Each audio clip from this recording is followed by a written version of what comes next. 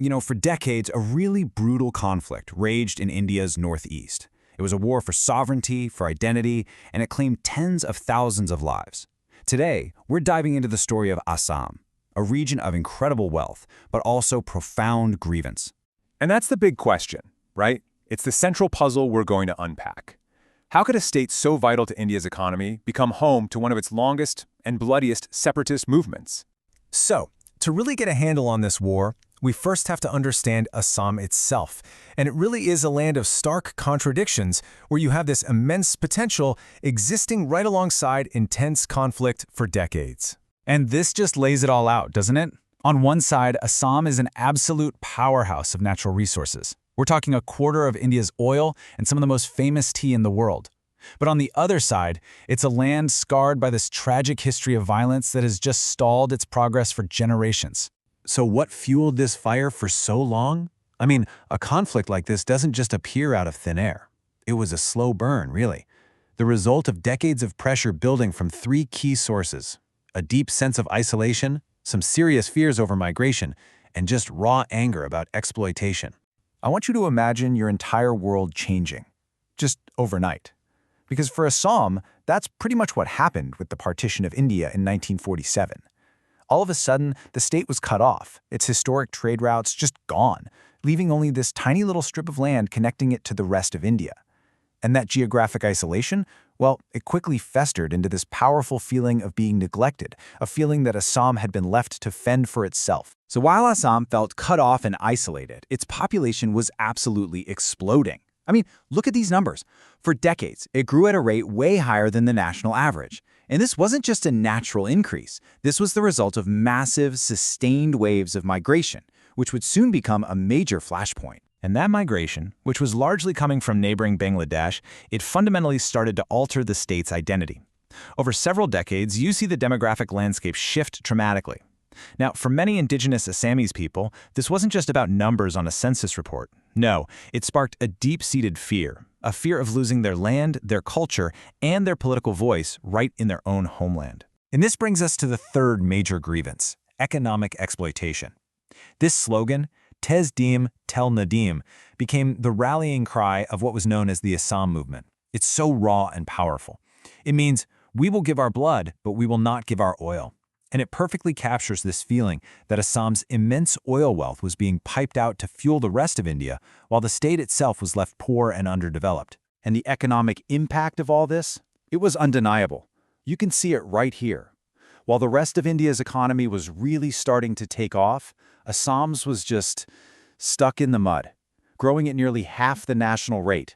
For many people there, this stagnation was all the proof they needed that their resources were being taken while they were being left behind. Okay, so you've got this perfect storm brewing, right? A sense of isolation, deep anxiety about demographics, and this simmering anger about the economy. It was like a pressure cooker. And eventually, when political demands just went unheard, that pressure cooker exploded. A whole generation of disillusioned youth decided it was time to pick up the gun. And so, in 1979, the United Liberation Front of Assam, or as you've probably heard of them, ULFA, was born. Their goal was totally uncompromising, a completely independent, sovereign Assam, totally free from Indian rule. They basically channeled all those grievances we just talked about into a call for an armed revolution. And ULFA's campaign of violence was systematic and absolutely brutal. They waged guerrilla warfare against Indian security forces, they assassinated political figures, and they funded their whole operation through widespread extortion and kidnappings. It just plunged the state into this terrible cycle of fear and instability. Now, you can bet the Indian government's response was equally forceful. In 1990, they banned ULFA, declared Assam a disturbed area, and sent in the army.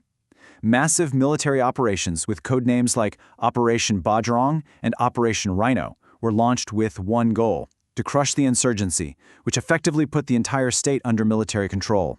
But this war between the state and the separatists, it wasn't fought in some vacuum. It happened in towns and villages.